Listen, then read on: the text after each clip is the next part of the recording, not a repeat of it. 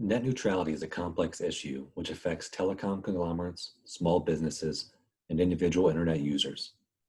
There are ideological considerations involved, such as the government's role in regulation, privacy issues, human rights, and the intentions of the internet founders are all other important aspects of net neutrality which must be considered when introducing legislation. As is often the case in today's society, the opinion of voters is of utmost importance to our legislatures. However, the short attention span in today's rapid-fire news cycle means that the waning interest from the general public allows industry lobbyists to routinely roll back legislation and subvert the will of the people. Without appropriate net neutrality safeguards, telecom companies can impose a tiered service model which limits internet users' ability to access content according to their income. Companies are able to hide parts of the internet or to emphasize the websites which they profit off of the most.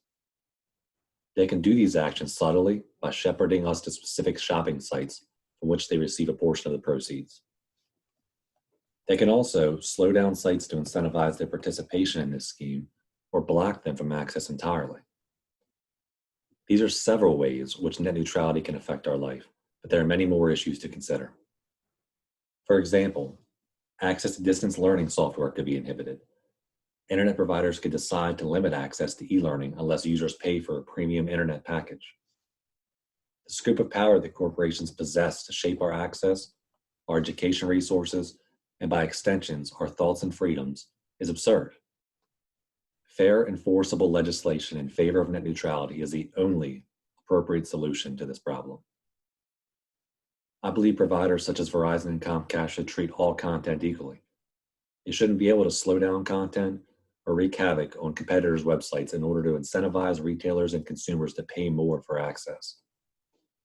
However, with the net neutrality legislation rollback in 2017 under the FCC, the battle for internet freedom is on life support.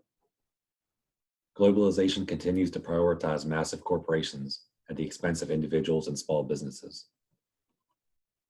Finally, without detailed, enforceable net neutrality safeguards, startups which don't support the goals of conglomerates will be swept away to the fringe of the internet, and our freedoms as individuals will be digitally limited in unimaginable ways.